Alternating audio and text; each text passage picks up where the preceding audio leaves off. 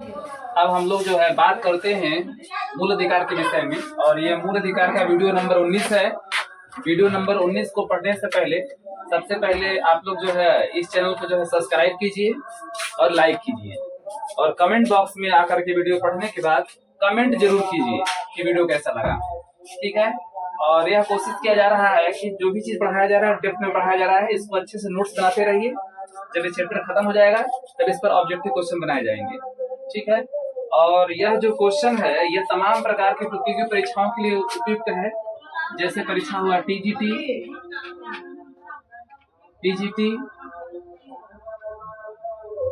DPSC, TRE 4.0, इसके अलावा IAS, TCS, इसके अलावा हिंदुस्तान में होने वाली सभी प्रकार की परीक्षाओं के लिए समान रूप से जो है उपयोगी है, ठीक है। अगर इस क्वेश्चन को जितना थ्योरी बताया जा रहा है, अगर इस थ्योरी को अच्छे से आप लोग पढ़ लीजिएगा तो नोट्स बना लीजिएगा। इसके बाद इस पर मैं ऑब्जेक्टिव क्वेश्चन कुछ कराऊंगा, ठीक है। इस चैप्टर को खत्म होने के बाद ऑब्जेक्टिव क्वेश्चन करने के बाद घटना चक्र की बुक से क्वेश्चन सॉल्व करने के बाद, ठीक है, और उसको बार बार रिवीजन करना होगा। उसके बाद कोशिश रहेगी, कोई भी चीज 100% तो नहीं होता है, लेकिन फिर भी जो है कोशिश रहेगी कि इससे जो है पूरे क्वेश्चन 100% क्वेश्चन फंस जाए, ठीक है। मतलब एक भी क्वेश्चन गलत ना हो। जैसे छोटे मोटे एग्जाम दरोगा सिपाही, इसके लिए तो कुछ नहीं है, ठीक है, इसमें से क्वेश्चन गलत होगा ही नहीं, है ना। दरोगा की परीक्षा हो या सिपाही की परीक्षा हो या अन्य जो छोटे मोटे एग्जाम होते हैं, इन सभी एग्जामों में जो मैं ऑब्जेक्टिव क्वेश्चन कराऊंगा उस सभी ऑब्जेक्टिव क्वेश्चन से पूरा क्वेश्चन फंस जाएंगे, ठीक है। अन्य परीक्षाओं को अगर देखना है तो मेरे थ्योरी पढ़ने के अलावा घटना चक्र की बुक, जो कि पिछली वीडियो में मैंने दिखाया था, घटना चक्र की बुक को जो है देख सकते हैं, उससे सॉल्व कर लेंगे तो कोई भी क्वेश्चन जो है गलत नहीं होगा, चाहे कोई भी परीक्षा हो, चाहे वह एग्जाम यूपीएससी का ही क्यों ना हो। आईएएस परीक्षा के अंतर्गत जैसे यूपीएससी के अंतर्गत हो जाएगा आईएएस की परीक्षा, इस परीक्षा के भी क्वेश्चन यहाँ से टैली कर जाएंगे, ठीक है। इतना करने के लिए प्रत्येक चैप्टर से तकरीबन 250 से 300 क्वेश्चन प्रैक्टिस करना होगा, 200-250 क्वेश्चन, तब जाकर के जो है ये अच्छे से होगा, ठीक है। टाइम देना होगा, कम से कम 4 से 5 महीने इसमें लगेंगे पूरे कंप्लीट होने में। लेकिन वहां से संविधान पढ़ने के बाद फिर कहीं पर भी बैच लेने की जरूरत नहीं पड़ेगी, फ्री में और पूरा डिटेल में, क्योंकि बैच लेने के बाद भी लोग उतना संविधान नहीं पढ़ा पाते, क्योंकि मैंने देखा है। चलिए आगे बढ़ते हैं।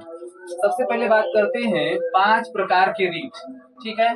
तो 5 प्रकार के जो रीट होते हैं, इसमें हम लोगों ने सबसे पहले जो पहला रीट था बंदी प्रत्यक्षीकरण, इसको हम लोगों ने पढ़ लिया, ठीक है। तो बंदी प्रत्यक्षीकरण जैसे कि बताया गया था कि अगर कोई व्यक्ति, बंदी प्रत्यक्षीकरण का मतलब होता है कि हैबियस कार्पस इंग्लिश में बोलते हैं, यानी सशरीर उपस्थित करना।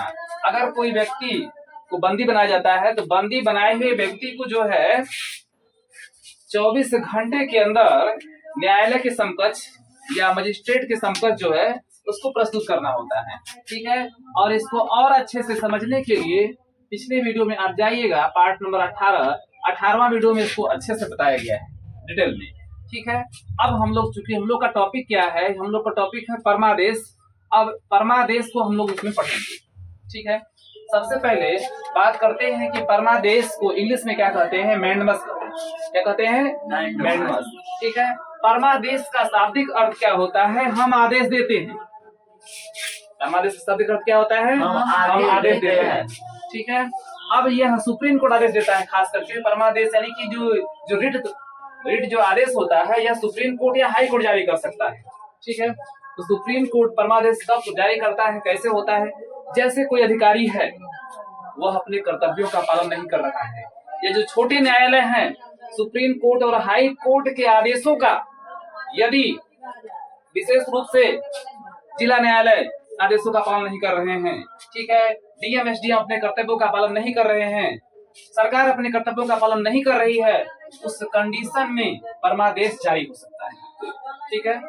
इस कंडीशन में परमादेश को जारी करते हैं, यानी आदेश को जारी करते हैं, इसी को परमादेश बोलते हैं। तो सबसे पहले बात करते हैं कि परमादेश किसके खिलाफ जारी हो सकता है, ठीक है। तो सबसे इसमें दिया है लोक अधिकारी, पहला पॉइंट क्या दिया है, लोक अधिकारी, जो लोक अधिकारी होता है उसके खिलाफ परमादेश जारी होता है। जैसे डीएम है तो डीएम के खिलाफ परमादेश जारी हो सकता है। जैसे दरोगा है, दरोगा के खिलाफ परमादेश जारी हो सकता है। जैसे सिपाही है, सिपाही के खिलाफ परमादेश जारी हो सकता है। ठीक है। जैसे एसडीएम है, एसडीएम के खिलाफ भी परमादेश जारी हो सकता है। ठीक है। कहने का मतलब ये है कि अगर डीएम का, अगर दरोगा का यह कर्तव्य है, कर्तव्य देख लेते हैं, दरोगा का यह कर्तव्य है, कोई व्यक्ति दरोगा थाने में जाकर के एफआईआर दर्ज कराता है, ठीक है, और दरोगा एफआईआर को नहीं लिखता है, तो व्यक्ति जो है, अब हम लोग देख रहे हैं, जैसे मैंने भी बताया था कि अगर दरोगा है और दरोगा अगर एफआईआर नहीं लिखता है, ठीक है, उसके खिलाफ भी जो है व्यक्ति जा सकता है कोर्ट, और उसके खिलाफ जो है सुप्रीम कोर्ट क्या जारी कर सकती है, परमादेश जारी कर सकती है। डीएम हो चाहे एसडीएम हो, सबके खिलाफ जारी किया जा सकता है। ये हो गया लोक पदों के अधिकारी के लिए जो परमादेश जारी करना सकती जो है। परमादेश किसके खिलाफ जारी हो सकता है, तो लोक पद के अधिकारी हो गए, इसमें डीएम हो गए, एसडीएम हो गए, दरोगा हो गए, सिपाही हो गए और लोग हो गए। इसके बाद सरकार के खिलाफ भी जारी हो सकता है, हालांकि ये लोग भी तो सरकार का ही अंग है, ठीक है, तो सरकार के खिलाफ भी जारी हो सकता है, चाहे भारत सरकार हो और चाहे जो है राज्य सरकार हो। ठीक है।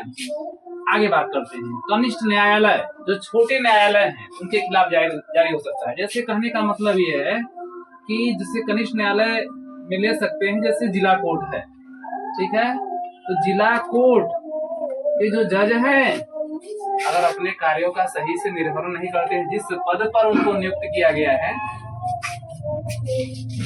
अगर उस पद की गरिमा को नहीं रखते, ठीक है, जिला कोर्ट की जो है अगर उस पद की गरिमा को नहीं रखते हैं और उस पद पर जो उनका दायित्व है, जो दायित्व का निर्वहन नहीं करते हैं, ठीक है, और हाई कोर्ट के बातों को या सुप्रीम कोर्ट की बातों को नहीं मानते हैं, उसकी अवहेलना करते हैं, तो उनके खिलाफ भी सुप्रीम कोर्ट या हाई कोर्ट क्या कर सकता है, उनके खिलाफ परमादेश जारी कर सकता है।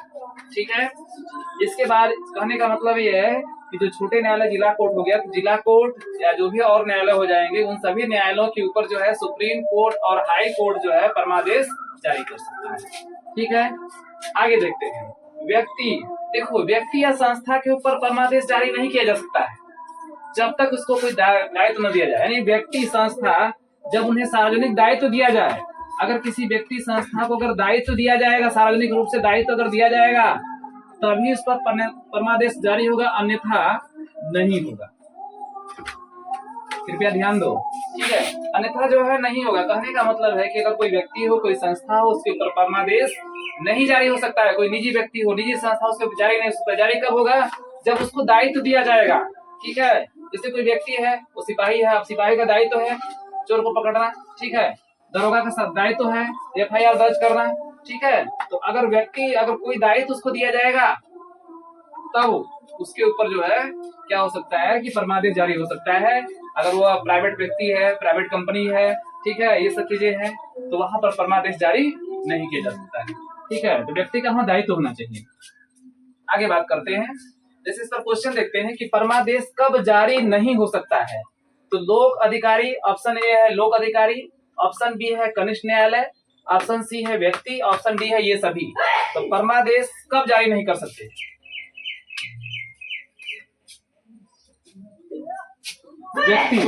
व्यक्ति के लिए परमादेश जारी नहीं कर सकते हैं।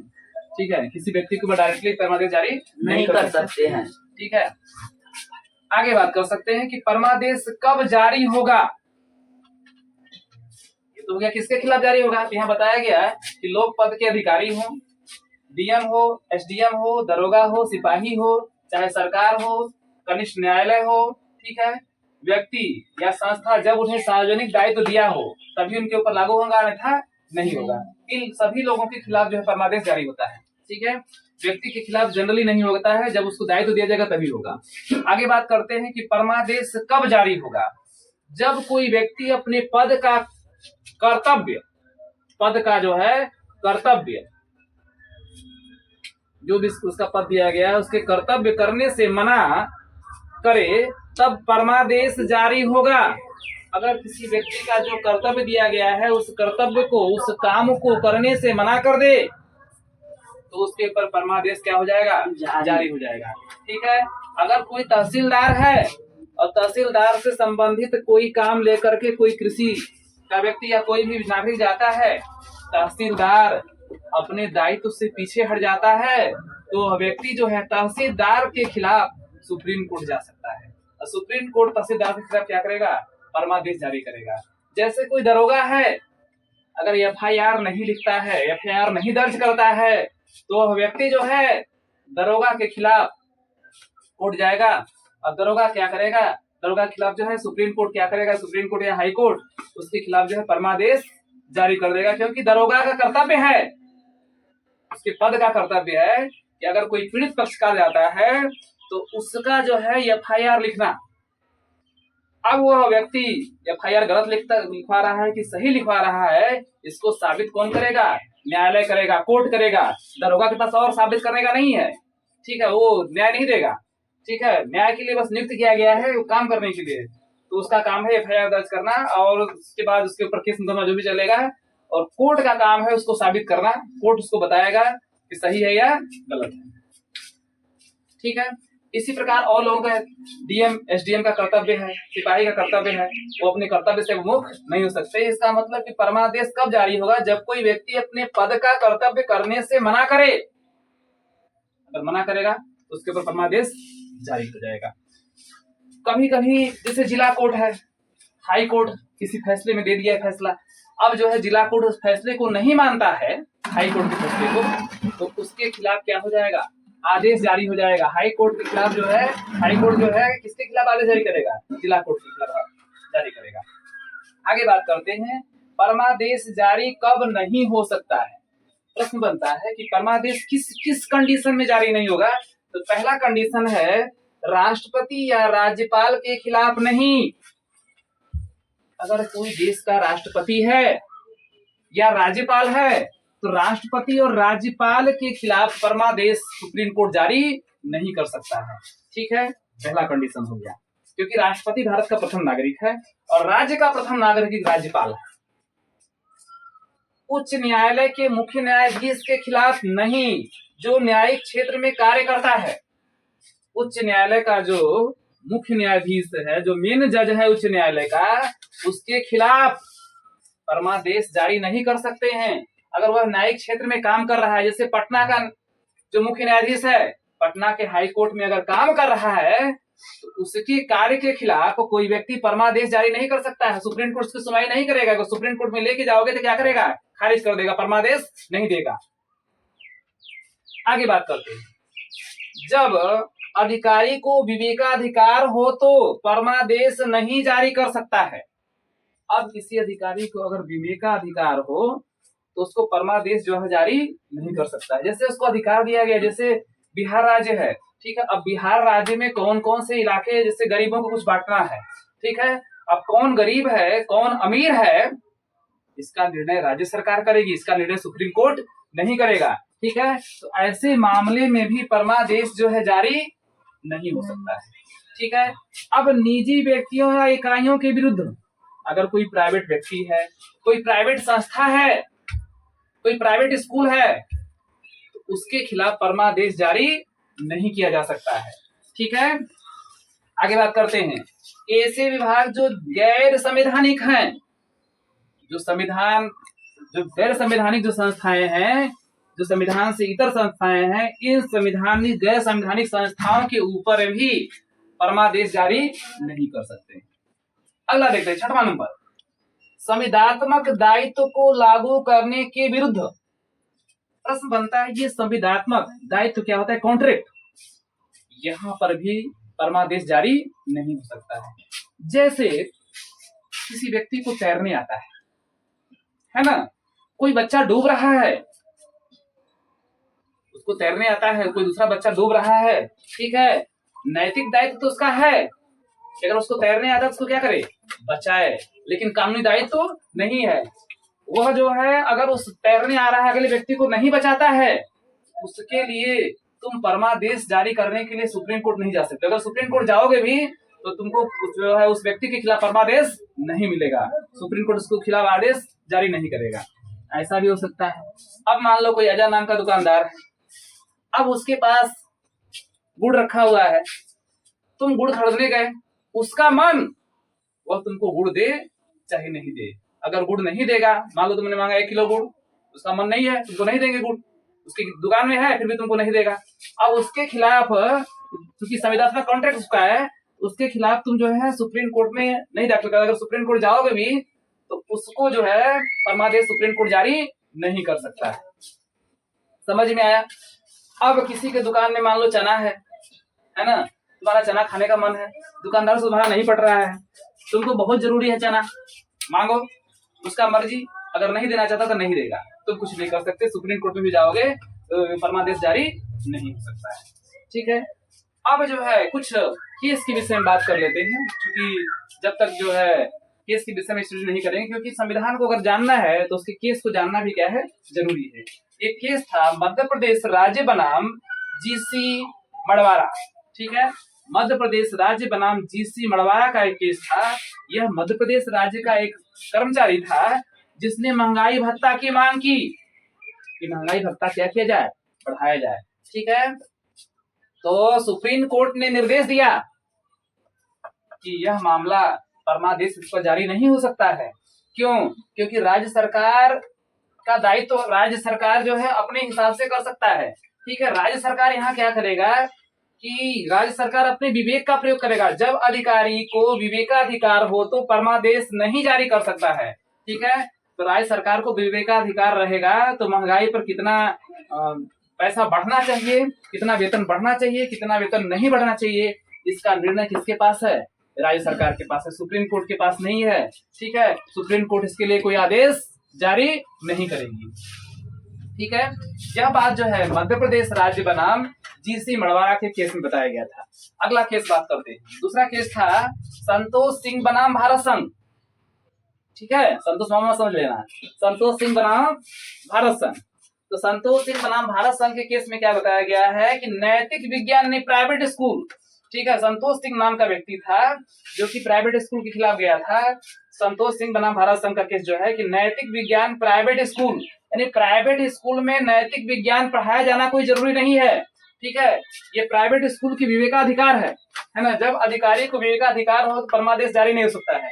ये प्राइवेट स्कूल यहाँ नहीं लेंगे इसको, बल्कि यहाँ से लेंगे निजी व्यक्तियों या इकाइयों के विरुद्ध। ठीक है, तो निजी है, निजी मतलब प्राइवेट, निजी मतलब प्राइवेट। अगर कोई प्राइवेट स्कूल है और प्राइवेट स्कूल में जो है नैतिक शिक्षा, नैतिक विज्ञान की शिक्षा देने के लिए वह व्यक्ति गया कोर्ट में और बोला, कौन बोल गया? संतोष सिंह गया और बोला जो प्राइवेट जितने स्कूल हैं इन सभी प्राइवेट स्कूलों में क्या होना चाहिए? नैतिक शिक्षा होना चाहिए, नैतिक विज्ञान की शिक्षा होना चाहिए। ठीक है, तो सुप्रीम कोर्ट बोलता है कि जो निजी व्यक्ति हैं इनके विरुद्ध, जो प्राइवेट संस्थाएं हैं उनके विरुद्ध परमादेश जारी नहीं हो सकता है। ठीक है, इस पर सुप्रीम कोर्ट ने परमादेश जारी नहीं किया। अगला मैटर जाता है, अगला केस है स्वराज अभियान बनाम भारत संघ।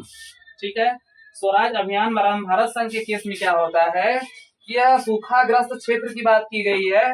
ठीक है, अब कौन सा क्षेत्र सूखाग्रस्त है और कौन सा क्षेत्र सूखाग्रस्त नहीं है। ठीक है, कौन अमीर है कौन गरीब है, अब इसका निर्णय उस राज्य की सरकार करेगी।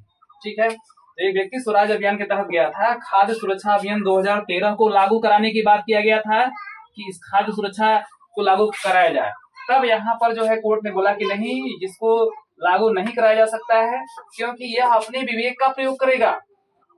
यह जो है यहाँ का जो अधिकारी है, राज्य का अधिकारी विवेक का प्रयोग करेगा।